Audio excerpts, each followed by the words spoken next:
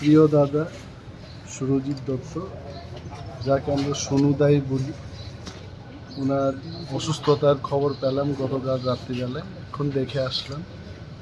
ডাক্তাররা সমস্ত কিছু চেষ্টা করছেন এবং ইশারা দিয়ে উনি কথাও বলেছেন। এবং এইটুকু বলতে পারি যে মেডিকেল ট্রিটমেন্টে যা যা দরকার এটা হচ্ছে।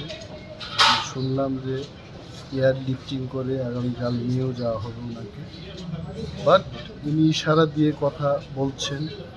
বললাম যে দাদা আপনি ভালো হয়ে উঠবেন, ভগবানের কাছে প্রার্থনা করব যে তাড়াতাড়ি উনি যেন সুস্থ হয়ে ওঠেন। আমি ডাক্তারবাবুর সাথে কথা Conditions, he was in mask, but he was giving all indication. And when I said that you are okay, you will be all right within 2-3 days, he was also giving his signal that I am strong and then I'll be all right.